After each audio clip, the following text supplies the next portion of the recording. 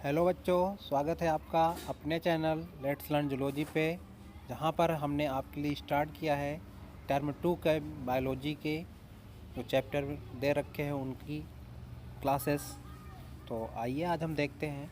इससे पहले हम एक वीडियो में आपको बता चुके हैं डिसीज़ेस के बारे में। तो आइए आज हम देखते हैं कि बेसिक कंडीशन हम पढ़ चुके हैं और डिसीज़ के बारे में थोड़ी इन्फॉर्मेशन हमने आपको दी थी।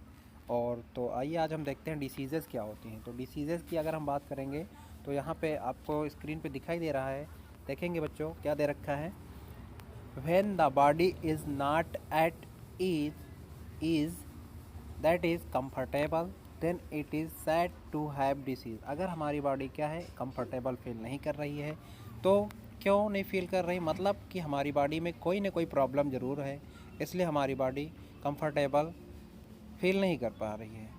नॉट एट ईज़ तो मतलब दैट कंफर्टेबल इसका मतलब होता है, यानी कि हमारी बॉडी क्या नहीं कर पा रही, कंफर्टेबल। मतलब हम नॉर्मल जो हमारी बॉडी कंफर्टेबल फील करना चाहिए वो हमारी बॉडी कंफर्टेबल फील नहीं। जैसे कि हम लोग देखते हैं कोई ना कोई अगर हम लोगों में बीमारी हो जाती है हमारी बॉडी में तो हमें कुछ अच्छा नहीं लगता, मतलब हमारी बॉडी कंफर्टेबल फील नहीं करती। इसका मतलब ये हो जाएगा, आगे दे रखा है व्हेन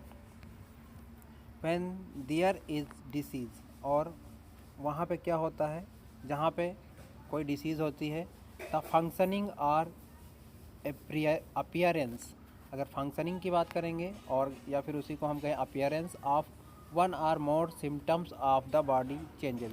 मतलब क्या, अगर हमारी बॉडी में कोई डिसीज़ हो जाती है बच्चों तो क्या होता है, कुछ ना कुछ उसके सिम्टम्स या अपीयरेंस आपको देखने को मिल जाते हैं। तो क्या दिखाया गया है यहाँ पे, फंक्शनिंग और appearance of one or more, एक या एक से अधिक चीज़ें हमारी बॉडी में जो कंफर्टेबल कंडीशन देखने को मिल सकती हैं। मान लो नॉर्मल जुकाम बुखार हो जाता है तो हमारी बॉडी का टेम्परेचर बढ़ जाता है, और अगर देखा जाए जुकाम हो जाता है तो स्नीजिंग वगैरह की प्रॉब्लम होने लगती है। ये सारी सिम्टम्स आपको बाहर से देखने को मिलने लगते हैं। तो क्या हो जाता है, ये फंक्शनिंग और अपीयरेंस, ये दोनों चीज़ें देखने को मिल जाती है। तो ये हमारी बॉडी में ये सारे चेंजेस जब देखने को मिलते हैं, मतलब हमारी बॉडी नॉर्मल फंक्शनिंग नहीं कर पा रही है। तो क्या हो जाती है, उस कंडीशन को हम क्या बोलते हैं कि हमारी बॉडी में कोई ना कोई डिसीज़ है, इसकी वजह से हमारी बॉडी क्या नहीं कर पा रही है, नॉर्मल फंक्शन नहीं कर पा रही बच्चों। तो ये क्या हो जाएगी, डिसीज़। तो डिसीज़ को एक बार हम फिर से देखेंगे, when the body is not is that is comfortable then it is said to have a disease. तब हम इसे क्या कह सकते हैं, हमारी बॉडी नॉर्मल का फंक्शनिंग ना कर पा रही हो, उस कंडीशन को हम क्या बोलते हैं, डिसीज़ होगी।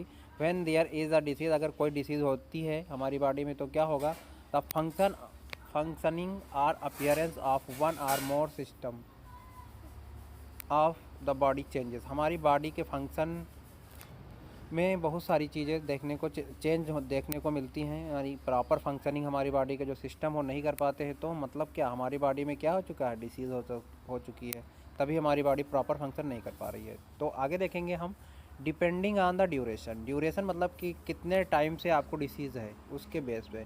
तो आपको जो है यहाँ पे समझना है, डिपेंडिंग ऑन द ड्यूरेशन के बेस पे, मतलब disease is classified as acute और क्रॉनिक।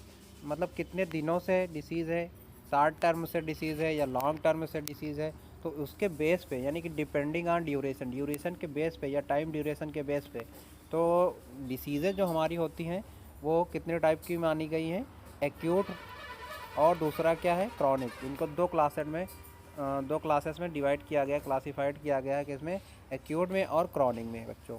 तो इसको थोड़ा एक्यूट और क्रॉनिक को थोड़ा समझाते हैं हम आपको, समझने की कोशिश करिएगा इसको। एक्यूट और क्रॉनिक में क्या होता है इसको समझना है आपको।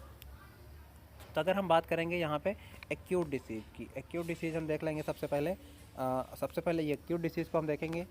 एक्यूट डिसीज़ कौन सी होती हैं, ऐसी डिसीज़ जो कुछ शॉर्ट टाइम पीरियड के लिए हमारी बॉडी में होती है तो उनको हम क्या बोलते हैं, एक्यूट डिसीज़ बोलते हैं।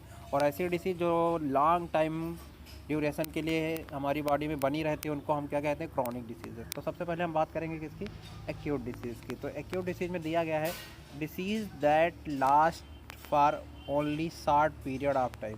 मतलब ये डिसीज़ जो होती है वो शॉर्ट पीरियड के लिए होती है, तो इन्हें हम क्या कहते हैं, शॉर्ट पीरियड ऑफ टाइम। जैसे कि एग्जांपल बताया गया है, हेडेक है, कॉमन कोल्ड है, ये सब जो है शॉर्ट टाइम पीरियड के लिए होती है। तो इन सबको डिसीज़ों को किस में रखा गया है, एक्यूट के मतलब ऐसी डिसीज है जो बहुत कम टाइम के लिए है, 2 से 4 दिनों के लिए होती है या 1 सप्ताह के लिए होती है। तो इन सभी डिसीज़ों को हम किस में रखते हैं, किस कैटेगरी में रखते हैं, एक्यूट डिसीज़ की कैटेगरी में बच्चों रखते हैं।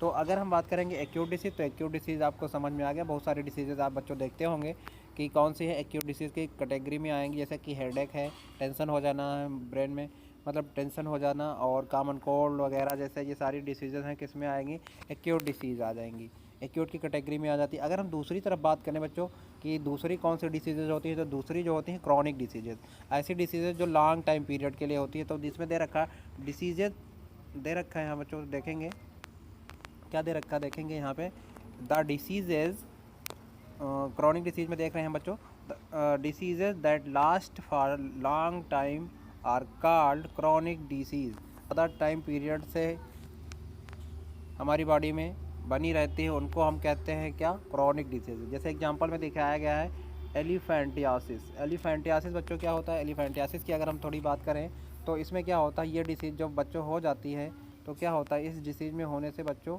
क्या होता है, जो कोई भी पर्सन है तो आप लोगों ने देखा होगा कि उसका पैर क्या हो जाता है, बहुत ज़्यादा बड़ा हो जाता, मतलब फूल जाता है, तो स्वेलिंग आ जाती है। तो उसमें कौन सी डिसीज़ हो जाती है, एलिफेंटियासिस। और एक बार होने के बाद ये जल्दी सही नहीं होने लगती है, मतलब जल्दी से सही नहीं हो पाती है, क्योंकि ये लॉन्ग टाइम पीरियड में होती है और लॉन्ग टाइम पीरियड तक ये बनी रहती है। अगर इस शुरुआत में बच्चों इसकी जानकारी हमें मिल जाए तो इसे ट्रीट किया जा सकता है। तो बच्चों यहाँ पे एलिफेंटियासिस, जैसे कि इसका नाम एलिफेंटियासिस क्यों रखा गया, इसको भी थोड़ा जानना है बच्चों।